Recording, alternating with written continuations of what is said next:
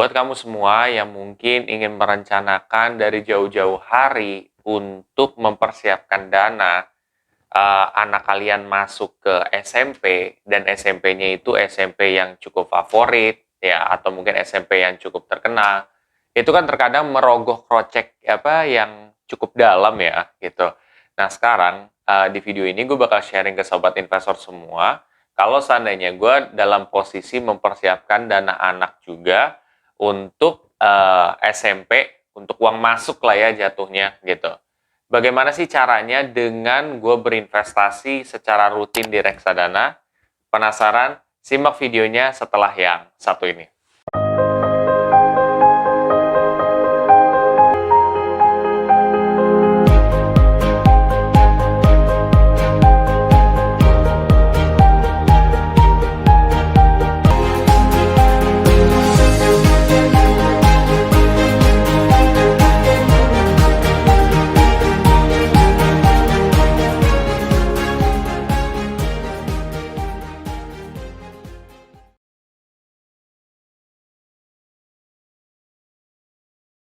Oke, sebelum masuk lebih dalam, seperti biasa gue akan coba disclaimer dulu ke sobat investor semua. Satu, keputusan investasi ada di diri kita masing-masing. Kedua, investasi itu pasti mengandung resiko. Salah satu resikonya adalah penurunan. Ketiga, gue tidak pernah mengadakan titip dana sama sekali. Oke, sekarang SMP. Gimana caranya? Pertama yang harus kamu ketahui itu adalah kalian mau masuk ke SMP mana atau anak kalian mau masuk ke SMP mana ya. Di sini gue mengambil contoh salah satu sekolah menengah pertama yang menurut gue elit gitu ya.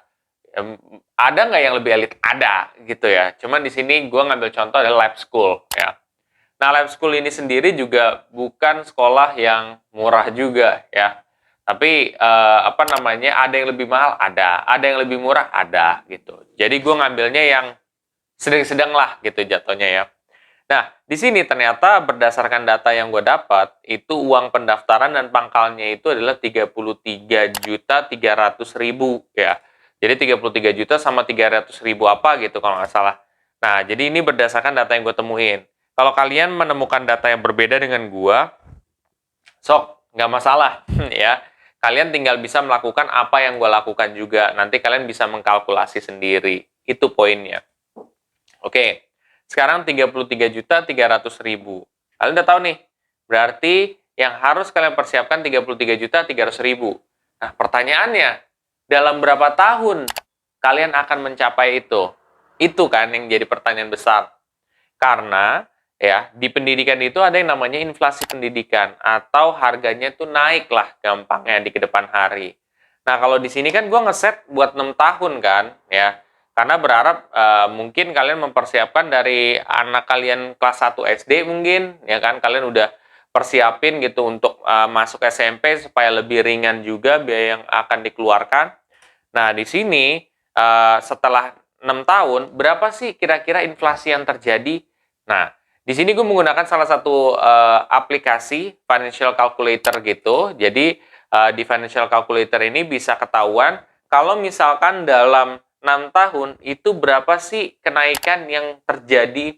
Ternyata berdasarkan data ini, kenaikannya itu adalah 99.434.000. Wow, besar banget ya gitu ya. Kisaran segitulah ya, 99.434.000. Jadi yang harus kalian persiapkan 33 juta itu atau 99 juta ini?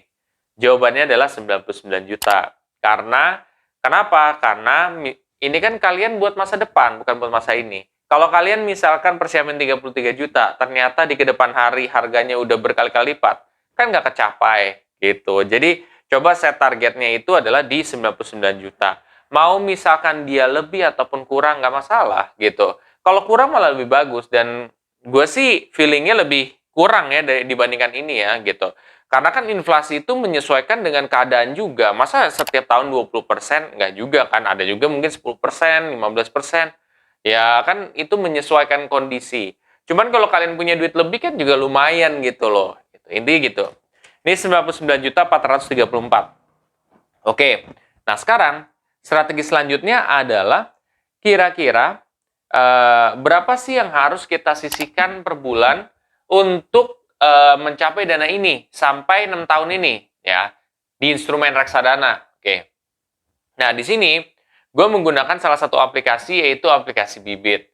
Nah, di aplikasi Bibit ini ada salah satu fitur yang bisa ngebantu orang untuk bisa berinvestasi mencapai target mereka, yaitu dengan cara ya goal setting ini. Jadi di goal setting ya, kalau kalian lihat misalkan di portofolio ada tambah ya, tek, itu nanti kalian tinggal pilih tuh entah buat tujuannya apa, ya udah gitu. Kalian nanti tinggal set aja budgetnya berapa ya. Misalkan set buat target dananya berapa nih? 99.434. Terus juga pencapaiannya sampai 2000 berapa gitu ya. Anggaplah 6 tahun. Ya udah, habis itu bakal keluar tuh berapa yang harus kamu sisihkan per bulan sampai 6 tahun tersebut. Terus juga proporsinya berapa persen, berapa persen, berapa persen. Itu tuh ada semua gitu.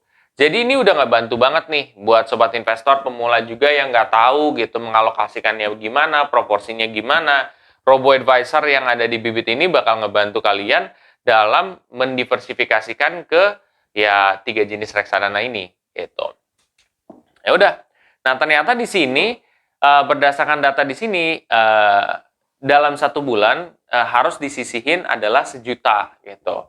Jadi 1.000.000 kita harus sudah mulai sisihkan per bulan sampai 6 tahun ini gitu untuk tercapai dana 99.434.000.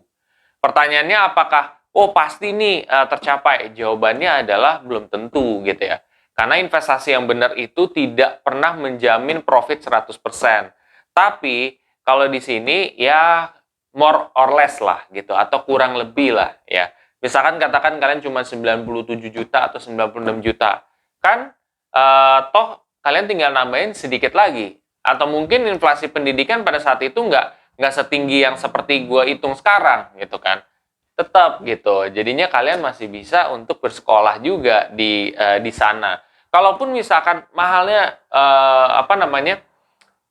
tidaklah gitu. Misalkan wah ini jauh banget nih bedanya nih hasil investasinya mungkin 90 juta.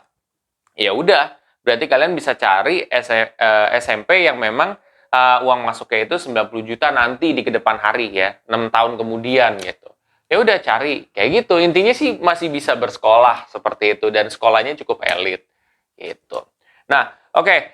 Di sini yang gue mau beritahu adalah bahwa dengan adanya fitur ini yang ada di Bibit ini akan membantu kita yang kita tuh nggak tahu banyak hal tentang reksadana atau apapun, itu bisa kebantu. Nah, sisanya kalian bisa pelajari lebih dalam lagi. Nah, gimana cara pelajari lebih dalam lagi gitu? Kok bisa reksadana hasilnya bisa lebih tinggi ketimbang tabungan? Nah, ini juga kunci nih.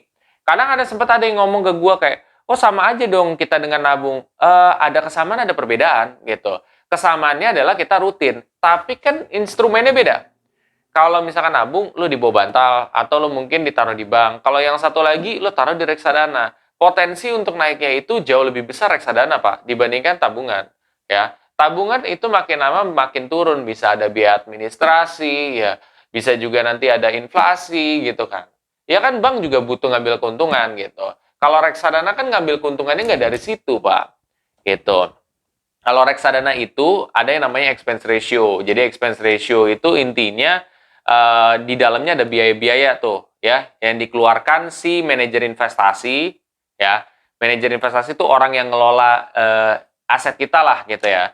Nah, itu ada biayanya gitu. Dan kalau misalkan si aplikasi yang lo tanya, itu dia dapat dari mana biaya itu? Dapat dari mana keuntungannya? Dari pembagian manajer investasi dengan juga si appertnya ini atau mungkin si aplikasinya ya. Aplikasi kan ada Bibit, Ajaib, Tanam Duit dan lain-lain gitu. Mereka ada pembagian fee juga. Jadi bukan nyetornya atau nariknya tuh ke si investor gitu. Jadi kalian juga lebih tenang gitu dalam berinvestasi gitu ya. Seperti itu sih sobat investor semua. Itu mungkin info yang bisa gue kasih tahu buat kalian yang ingin mempelajari lebih dalam lagi soal reksadana. Kalian bisa cek di playlist saya ya, yang ada di sini playlist dana darurat saya. Nanti kalian tonton aja dari awal sampai akhir gitu ya. Karena dengan kalian menonton secara dari awal sampai akhir, kalian mengerti kenapa gue buat video itu tanpa pakai judul gitu ya. Tanpa pakai judul dalam arti, oh strategi investasi, oh ini nih gitu. Karena ya nanti lo tahu sendiri lah dari awal sampai akhir gitu ya. Terus juga kalau kalian misalkan setelah ini tertarik untuk mulai berinvestasi, kalian bisa pakai kode referral gue yang ada di bawah ini ya. Kalian bisa dapat cashback reksadana sebesar 25.000. Lumayan kan untuk nambah investasi kalian. Kalau kalian merasa video ini sangat bermanfaat, please share aja ke sobat investor yang lain. Dan jangan lupa untuk subscribe, like, dan komen di video gue. Sampai jumpa di video gue selanjutnya. Terima kasih.